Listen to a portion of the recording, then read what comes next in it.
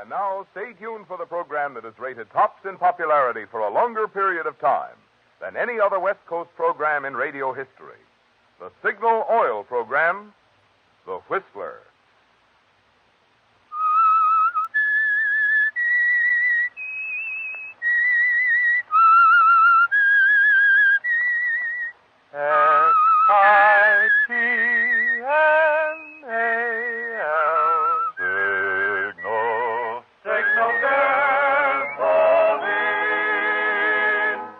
Signal, the famous Go Farther gasoline, invites you to sit back and enjoy another strange story by The Whistler. For extra driving pleasure, the signal to look for is the yellow and black circle sign that identifies Signal service stations from Canada to Mexico. And for Sunday evening listening pleasure, the signal to listen for is this whistle that identifies the Signal Oil program, The Whistler.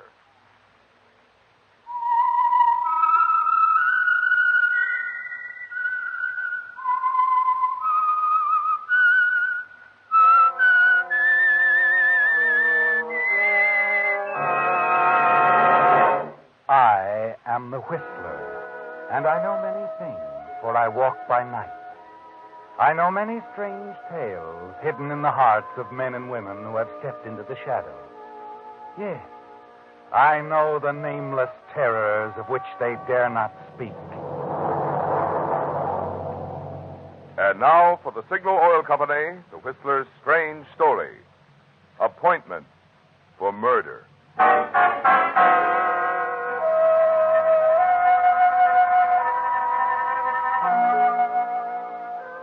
The early evening was crisp and dark, with only a handful of winter stars overhead, remote and distant. But the street itself reflected a quiet warmth as Harold Ellis turned into it. Slowly, resolutely walked past the trim, well-kept houses that lined either side. Farther down the block, the lights of his home reached out in the darkness. His home and Valerie's. But Harold wasn't looking ahead to the lights of his home tonight. His gaze was detached, expressionless. This thing had been on his mind for 2 days. This thing in Valerie. Their marriage had been drifting for some time now, and he wasn't sure when he'd stop loving her. It was a quiet breach, his and Valerie's, as quiet as the street on which they lived. He told himself long ago that he'd never leave her. It had something to do with honor, Harold's idea of honor. But this other matter, this thing, something had to be done about it right away, tonight. Is that you, Harold? Yes, dear. It's me. Oh, you had me worried. You're late, Harold. Almost an hour. Yes, I know. Sorry, Valerie. Is everything all right? I want to talk to you, Valerie. Of course, Harold. Valerie, I went to the bank yesterday to put some papers in the safety deposit box. Harold, Let me finish, please. The bonds are gone, Valerie. $7,000 worth, all we had. I want you to tell me about it. Oh, Harold. I've wanted to. I've tried to, but I didn't know how. What did you do with the money? I lost it. Gambling? Yes, Harold. Gambling. Oh, don't ask me why. I didn't want to lose our money, Harold. But I did. I just couldn't help it. I thought you were all through with that. I thought you were... Cured? I thought so, too. But, well, I guess I'm not. Oh, Harold, what are we going to do? Nothing. There's nothing to do, except forget it. The money's gone now. Wait, Harold. That isn't all. I still owe the casino $5,000. $5,000? I have to pay it by the end of the week, or...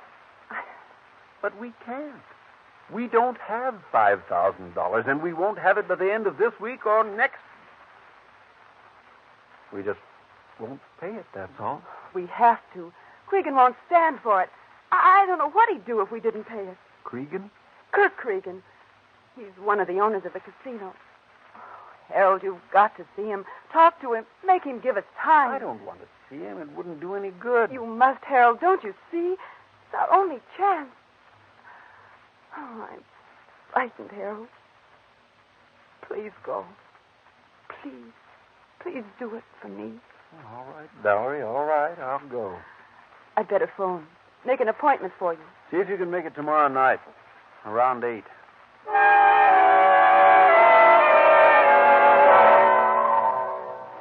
The following evening at 8, you arrive at the casino.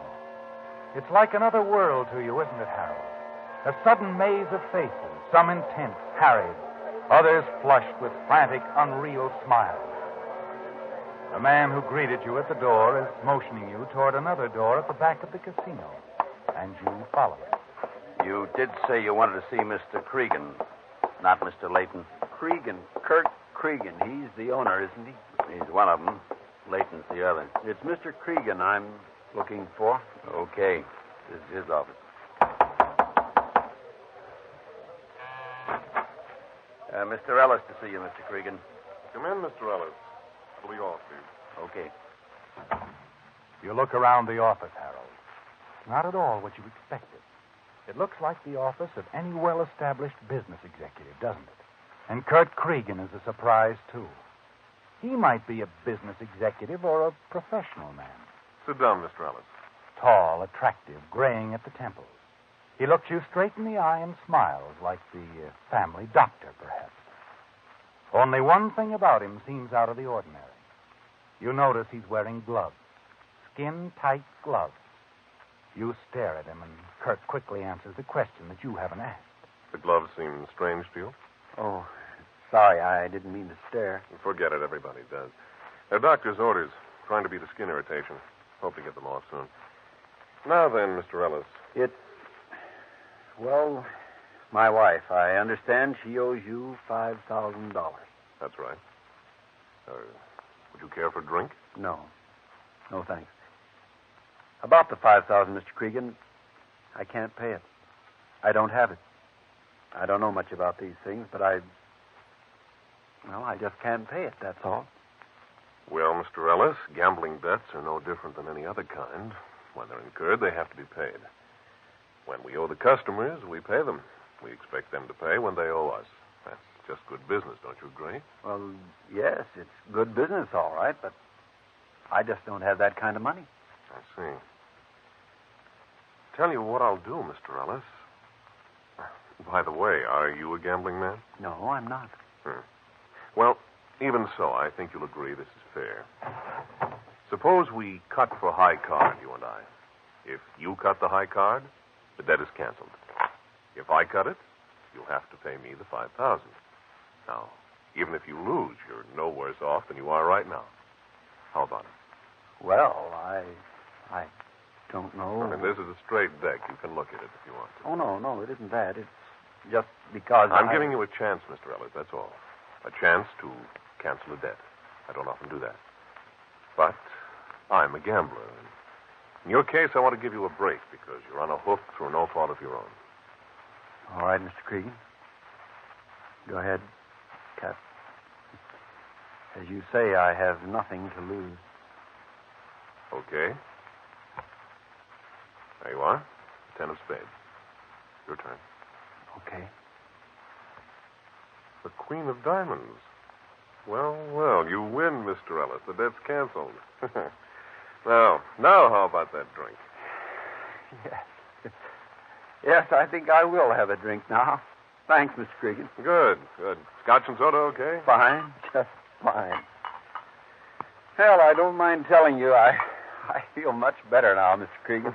Here's your drink. Thanks. Oh, excuse me a moment. Oh, Jerry, come in. Oh, I didn't know you were busy, Kirk. Not busy, Jerry. Mr. Ellis and I were just having a drink. Come on in. All right. This is Mr. Ellis. Mr. Ellis, my partner, Jerry. How do you do? How do you do? Sit down. Join us, Jerry. This is a celebration. Mr. Ellis just won $5,000 from me. Well, congratulations, Mr. Ellis. You're a lucky man. Thank you. Yes. Mr. Ellis was a very lucky man. But you, Jerry, you're unlucky. Hey, watch it. No, you're not so lucky, Jerry. I'm taking over the club as of now. Now, Kirk, now, wait a minute. Why, you shot him. No, Mr. Ellis, I didn't shoot Jerry. You did. I did. No, you You shot. shouldn't have shot my partner, Mr. Ellis. Now I'm afraid I'll have to call the police.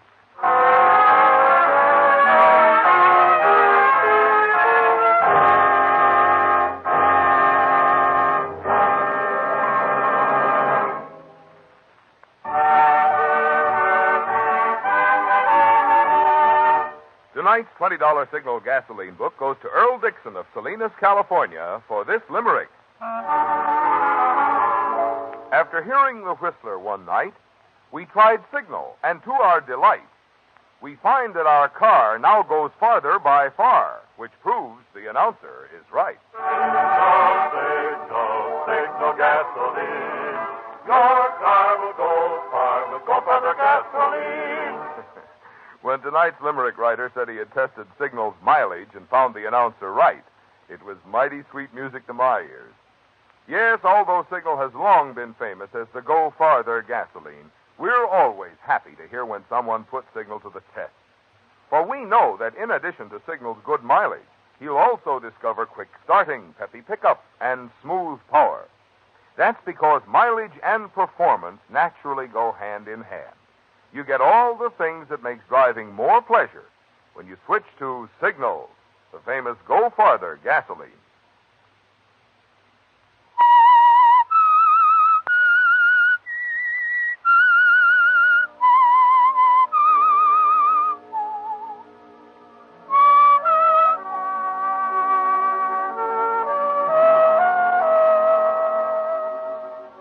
You can't believe what you've seen, Harold. You can't even move. You just sit there riveted to your chair. Curt Creegan has just fired 2 shots at his partner, Jerry Layton, and killed him. You saw that, Harold. But Curt says that you killed Jerry. You're frozen with shock. All you can do is sit there staring at Curt, who smiles down at the automatic in his gloved hand, then smiles quickly at you, and then suddenly tosses you the gun. Here, sucker, catch this gun. Why? Now, little man, your fingerprints are all over the murder weapon. No. You did it. The gloves. Yeah, the gloves. They don't leave prints. You killed one man, Ellis. You're going to kill me, too? No, I didn't. Go on. You got the gun. Pull the trigger. Shoot me.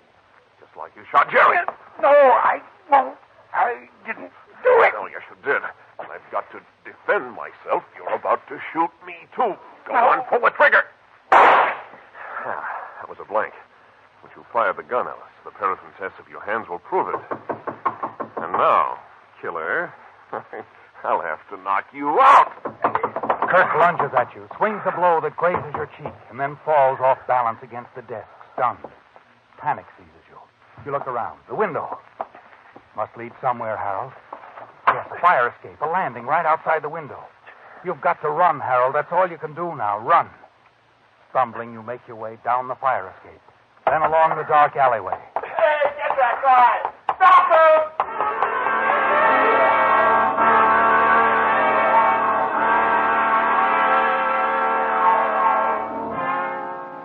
Yes, Harold, all you can do is run.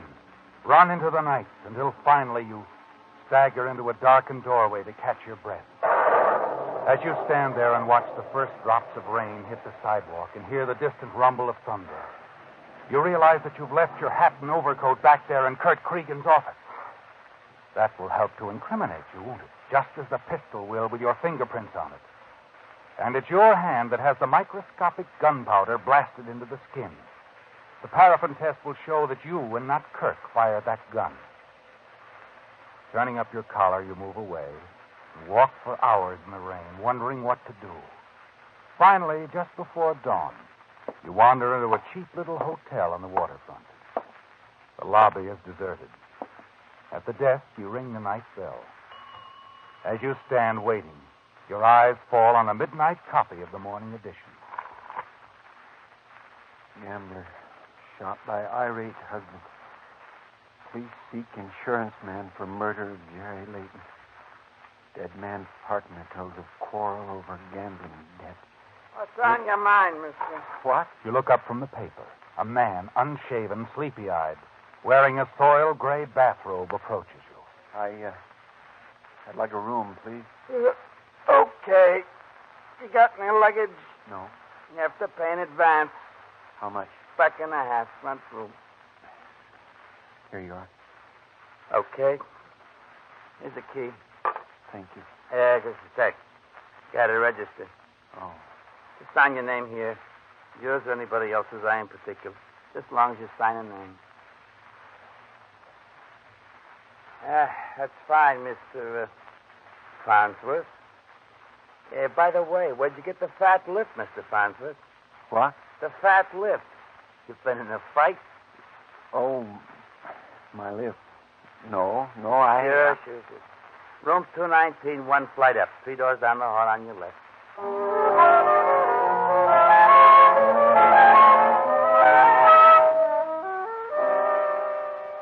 Upstairs in the room, you stretch out on the bed and lie there, staring up at the ceiling. It's hard to believe this has happened to you, Harold. It's like a nightmare.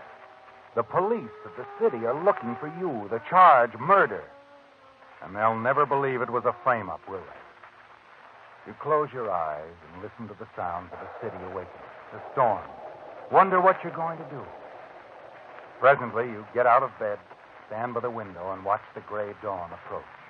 And then suddenly your attention is drawn down to the street below. Oh, a police car pulls in at the curb. A man hurries out of the hotel to meet it. You recognize the desk clerk. Quickly, you slip into the hall. Start for the stairs and realize the police will be coming up those stairs. Then at the far end of the corridor, you see a window, a sign over it. Fire escape. It won't open. As you hear footsteps on the stairs, you look around frantically. See a door a few feet away and slightly ajar. You don't know what's on the other side, but it's your only chance. You find yourself in a linen closet. Leave the door open a crack. Hear the footsteps coming down the hall and recognize the clerk's voice. Yeah. Suddenly it hits me, see? I read in the papers about this Harold Ellis guy, and suddenly it hits me. He fits a description, all right. When did he check in? A few hours ago. Say, is there a reward out on this guy, huh? No, there isn't. How do you like that? What a lousy bloke for me. You watch them through the crack in the door as they walk down the hall and turn into the corridor and disappear. Quickly, you slip out of the closet, down the stairs, through the lobby, out into the street. Hey, you down there! You glance up, see the policeman leaning out of the window of your room. You turn and break into a run. Hold it, Ellis! Stay where you are! Ellis!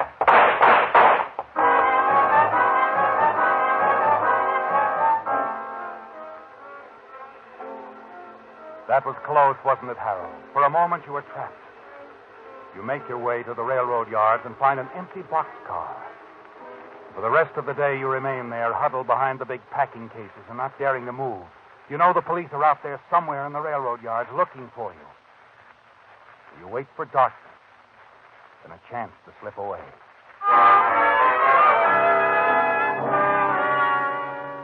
That evening, under cover of darkness, you move along the back street and finally walk into a drugstore and step into a phone booth. You can't go on hiding and running forever, can you, Harold?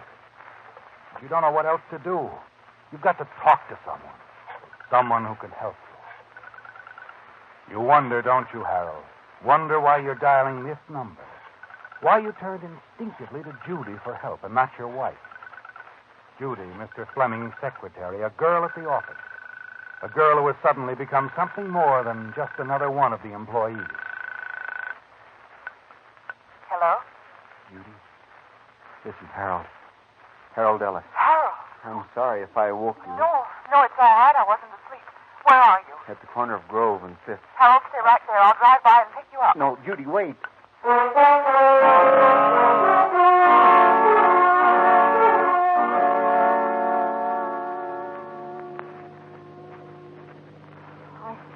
I don't know quite what to say, Harold. You should turn yourself in, I suppose, yet... The police wouldn't believe me. Can you blame them? But you didn't kill Leighton. Oh, Harold, I wish I knew what to do. Maybe it's as simple as, well, running. Harold. Yes? Whatever you decide, I'll help you any way I can. Money, my car. Thanks, Judy. Here we are in my apartment house. Come on, Harold. No, Judy, I'm not going with you. What's wrong? I can't do it, Judy. It isn't right. I can't implicate you in this. Oh, Harold, I don't care. Well, I do. I don't want you to get mixed up in this mess. Goodbye, Judy, and thanks for everything. Oh, no, I wait. guess the ride, our little talk, did me some good. Judy, I'm tired of running. Now I know what I've got to do. You're going to give yourself up? Yes. But first, I'm going to have a little talk with Curt Creegan. So long, Judy.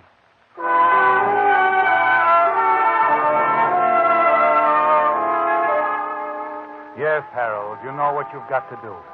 You've got to get to Curt Creegan alone and make him talk. You're not certain just how you're going to force him to tell the truth to the police. But he'll tell them, won't he? He's got to. The following night, after long, endless, sleepless hours of hiding, waiting, and thinking, you decide to make your move. You hurry over to the parking lot and back to the gambling casino, look over the cars, and carefully examine the registration cards. You find Creegan's dark convertible, ease into the back and lie flat on the floor. Then, pulling the auto robe over you, you settle down to wait for him. But the sleepless hours have caught up to you, haven't they, Harold? Somehow you've dozed off. And when you rouse yourself from your heavy slumber, the car is in motion. You stretch your cramped legs, try to sit up. The car suddenly comes to a stop. You pull yourself up, watch Kirk as he walks away, and then as you look around, you realize he's walking up the path to your house. Stunned, you watch him as he enters. You know you shouldn't take the chance of being seen, and you're sure the police are watching your house, but you've got to find out what Curt Creegan is doing there. You get out of the car, hurry around to the side of the house. Kitchen window is I open. just wanted to see you, baby. You hear voices. You shouldn't have come. Relax, sweetheart. The cops aren't covering this place anymore. Harold wouldn't be stupid enough to show up here, and they know it. All right, all right. When you shot Jerry Layton, why didn't you hold Harold at the club until the police got there? Well, he was a little too fast for me. But don't worry, they'll get him.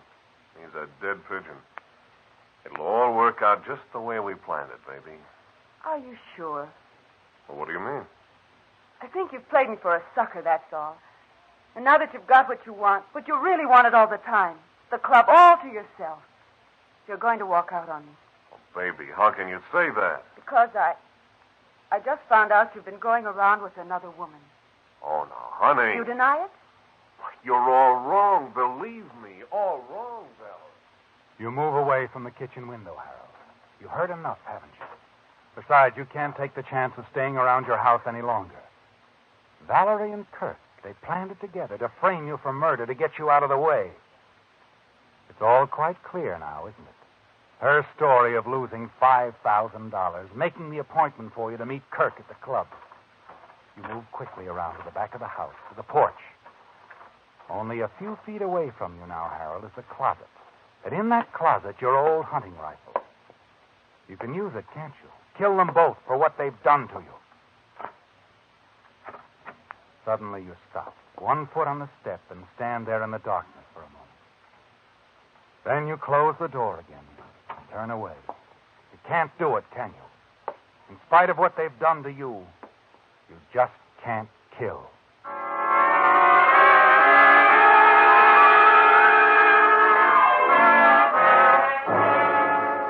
No, you can't kill, and you can't go on running.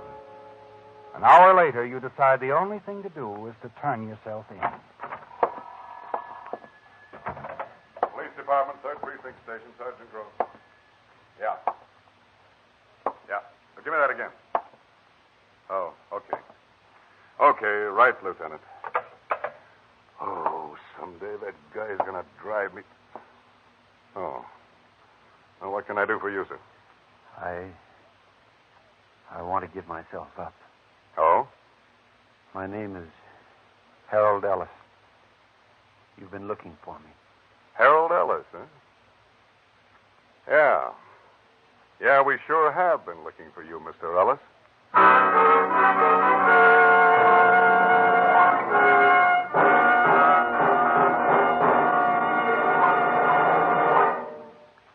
Because many of you drivers will be buying a new battery before the cold spell ends, here's a word of wisdom. When you compare the cost of various batteries, remember this. The important thing is not the first cost, but the cost per month, which of course depends on how long the battery lasts. Measured by that yardstick, one of today's most economical batteries is the new extra long life Signal Deluxe battery. Instead of being guaranteed for only 12 or 18 months like ordinary batteries, the new Signal Deluxe batteries are guaranteed a full 30 months on a service basis. And so that you'll enjoy quicker cold weather starting, Signal Deluxe batteries deliver up to 35% more power because their improved type microporous all-rubber separators hold twice as much acid solution between the plates.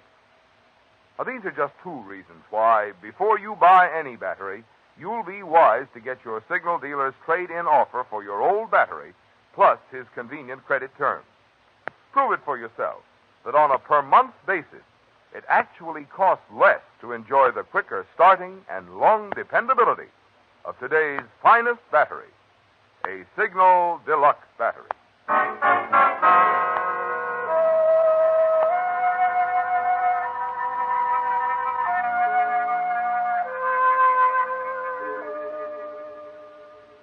It was a shock, wasn't it, Harold, learning that your wife, Valerie, and the gambler, Curt Creegan, had planned it together to frame you for murder.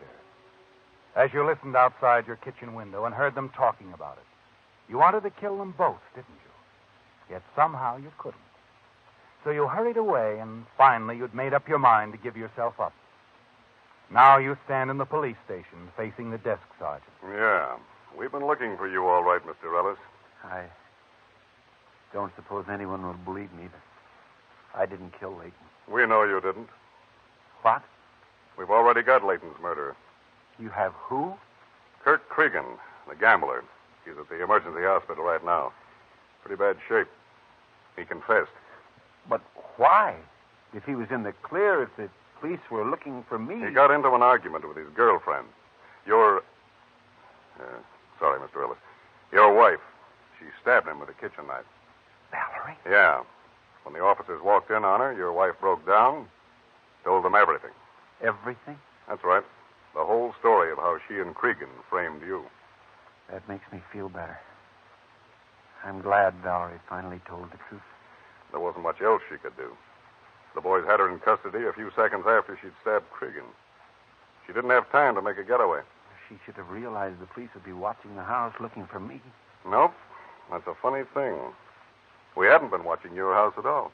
Then how did it happen the police got there so One of quick? your neighbors called. Tipped us off that you were there, looking in the kitchen window. We came after you and found your wife and Creegan.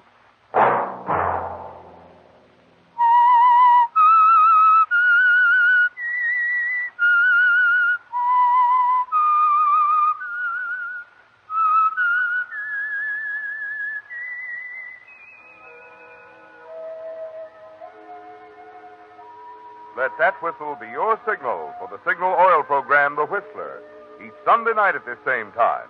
Brought to you by the Signal Oil Company, marketers of Signal gasoline and motor oil and fine automotive accessories. Remember, if you would like the fun of having your friends hear a limerick of yours on The Whistler, the address to which to send it is the Signal Oil Company, Los Angeles 55, California. All limericks become the property of the Signal Oil Company. Those selected for use on The Whistler will be chosen by our advertising representatives on the basis of humor, suitability, and originality. So, of course, they must be your own composition.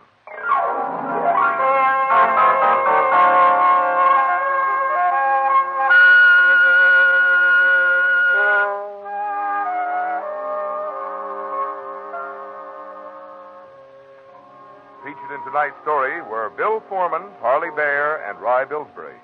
The Whistler was produced and directed by George W. Allen, with story by Gil Thomas, music by Wilbur Hatch, and was transmitted to our troops overseas by the Armed Forces Radio Service. The Whistler is entirely fictional, and all characters portrayed on The Whistler are also fictional. Any similarity of names or resemblance to persons living or dead is purely coincidental. Remember, at this same time next Sunday, another strange tale by The Whistler.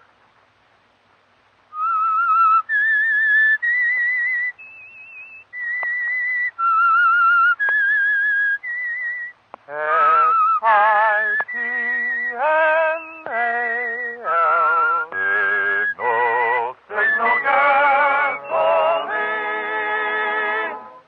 228,000 disaster victims received aid last year from the Red Cross. So that no unfortunate person will be turned away this year, let's all give enough when we're asked to give to the Red Cross. Marvin Miller speaking for the Signal Oil Company. By the way, Whistler fans, if you didn't hear Jack Benny's parody on the Whistler this afternoon, be sure to tune in his repeat broadcast at 9:30 tonight over these same stations. This is CBS, the Columbia Broadcasting System.